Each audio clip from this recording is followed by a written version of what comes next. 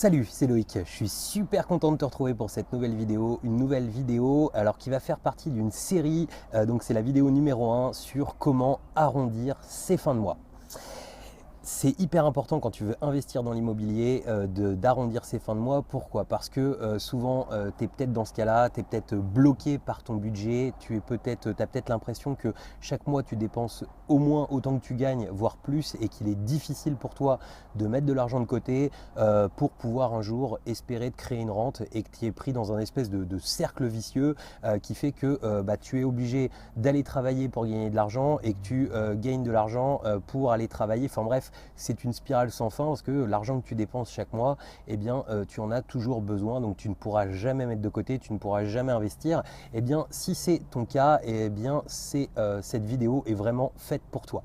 Avant toute chose, je t'invite comme d'habitude à t'abonner à la chaîne et à rejoindre des centaines d'investisseurs qui l'ont déjà fait. Et puis, n'oublie pas d'activer la petite cloche parce que sinon, tu ne seras pas prévenu à chaque fois que je publie une vidéo. J'essaye en général de publier une vidéo tous les 2 jours de façon à pouvoir t'aider, que ce soit sur la location saisonnière, que ce soit sur la location plus classique, que ce soit sur l'indépendance financière en général. Alors, d'ailleurs, ce fait d'arrondir les fins de mois dont on parle dans cette vidéo, eh bien, ça va s'adresser aussi bien si tu veux investir dans l'immobilier, mais tout simplement, ça peut s'adresser même si tu es salarié de manière classique, de comment moins courir derrière l'argent, parce que l'argent, c'est quelque chose qui doit être à notre service et on ne doit pas nous être au service de l'argent. Je ne sais pas si tu comprends bien ce que je veux dire, mais si tu veux, l'argent, ça doit être un moyen de se faire plaisir, mais on ne doit pas être contraint et forcé pour pouvoir gagner de l'argent, sinon on ne peut pas vivre pleinement notre vie. Alors, d'abord, la première chose, ça va être de travailler sur tes dépenses. Donc là, dans cette vidéo, on va vraiment voir la partie dépenses, et on verra dans une prochaine vidéo comment gagner plus.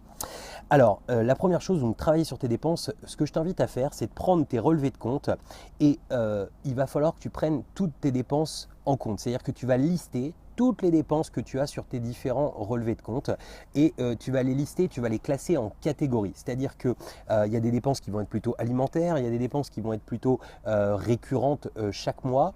Et la première chose, ça va être de te focaliser sur ces dépenses qui sont là chaque mois, c'est-à-dire assurance, téléphonie, mutuelle, crédit, etc. Tu prends toutes ces dépenses et ces dépenses, tout simplement, ce que tu vas commencer par faire, c'est regarder chaque dépense si tu ne peux pas la retravailler. C'est-à-dire que sur les assurances, je suis sûr que tu as de l'argent à gagner. Sur la téléphonie, je suis sûr que tu as de l'argent à gagner. D'ailleurs, je t'invite à aller voir une vidéo que j'avais déjà fait sur le télécom notamment, où je te donnais un bon plan avec un bon site pour ça. J'ai plus exactement le nom de la vidéo, mais sinon je te remettrai un petit lien dans cette vidéo pour que tu puisses aller la regarder. Les mutuelles, les crédits, etc. Tu vas voir, tu as toujours moyen de regagner quelque chose. Si tu as un crédit, regarde bien le montant et quel est le taux auquel tu avais souscrit ce crédit, notamment si c'est un crédit à la consommation, tu verras que tu as tout à fait possibilité de pouvoir le racheter facilement en faisant un prêt personnel auprès de ta banque. Et ça, je vais dire que c'est vraiment la base. Ensuite, on a tous des petits travers. Je suis sûr que toi aussi tu as des petits travers. Moi le premier j'en ai, c'est-à-dire qu'il y a des choses qu'on aime bien faire, on aime bien aller manger au restaurant, peut-être que tu aimes bien te faire livrer à manger très souvent, peut-être que tu aimes bien, que tu as beaucoup d'achats d'impulsion, que ce soit je sais pas sur vente privée, sur Amazon, etc.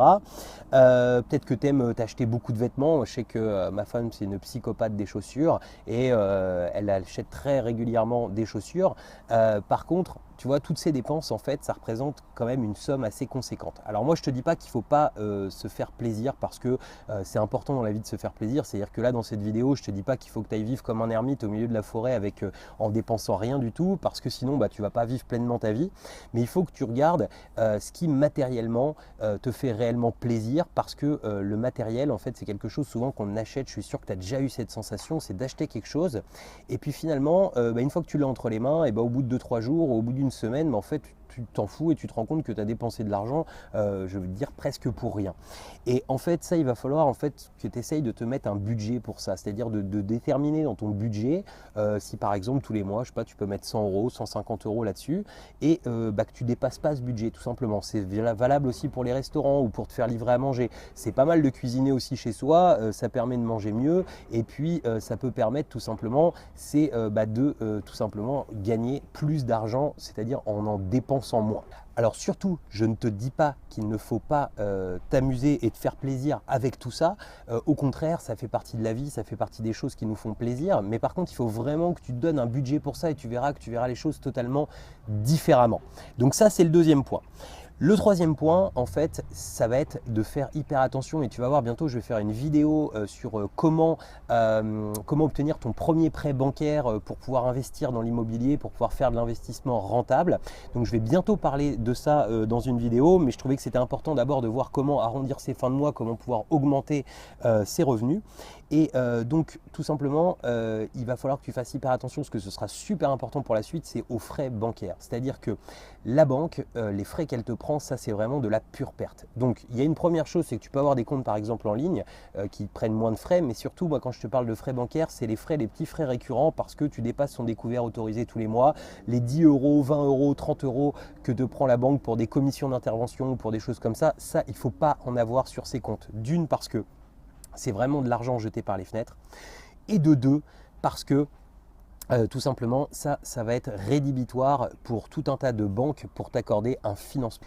Et donc cela, on va pouvoir l'éliminer tout simplement en commençant par te payer toi-même. C'est-à-dire qu'en commençant par mettre de l'argent de côté. C'est-à-dire que chaque début de mois, il faut que tu le démarres en mettant, alors démarre petit, éventuellement au départ pour pas que ce soit une galère, tu démarres avec 50 ou 100 euros et tu mets d'office 100 euros de côté. Et quand tu vas faire ça, en fait, ce qui va se passer, c'est que tu vas avoir une certaine trésorerie qui va monter en puissance et cette trésorerie, elle va te servir tout simplement à déjà ne plus être à découvert et ne plus avoir de frais bancaires. Et dans un second temps, une fois que tu auras bien listé tout ton budget de la manière où j'en parle là, eh bien tu verras que par la suite, ça te permettra également de pouvoir avoir soit un apport conséquent pour démarrer, soit avoir une trésorerie pour pouvoir prouver à la banque que tu es sérieux, mais tout ça on le verra dans une future vidéo.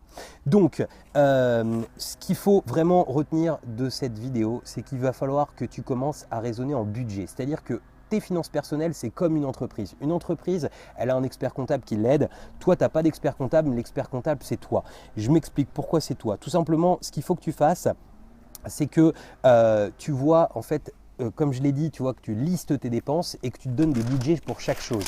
C'est ce qui va te permettre en fait de pouvoir raisonner comme une entreprise et de pouvoir investir comme une entreprise par la suite parce que tu auras mis de l'argent de côté. Et ce qu'il faut, le dernier point essentiel à retenir, c'est qu'il ne faut jamais recourir au crédit à part si c'est pour de l'investissement. Je vais te prendre un exemple simple, je suis sûr que ça t'est sûrement déjà arrivé. Quand j'avais 19 ans, j'étais dans ma première maison, j'ai eu envie d'une télé de psychopathe parce que en fait c'était la mode, les premiers écrans plats sortaient et j'avais payé 1000 euros une télévision 80 cm que j'ai payé en 10 fois sans frais. Et je peux te dire qu'arrivé au bout du 10e mois, même au bout je dirais de la 6e ou 7e mensualité, eh bien c'était un vrai trou dans mon budget ces 100 euros. Alors certes il n'y avait pas de frais, c'est ça qui m'avait donné l'envie, je m'étais dit putain il n'y a pas de frais, c'est cool. Mais en fait le problème quand tu fais des 10 fois sans frais comme ça, c'est qu'après tu plombes ton budget chaque mois et tu peux plus épargner. Et donc si tu ne peux plus épargner, eh bien c'est la galère. Tu es mieux d'avoir épargné pendant 10 mois, de t'être fait plaisir. En plus le prix de la télé il va avoir baissé au bout de 10 mois, de t'être fait plaisir et ensuite seulement de pouvoir repartir sur autre chose.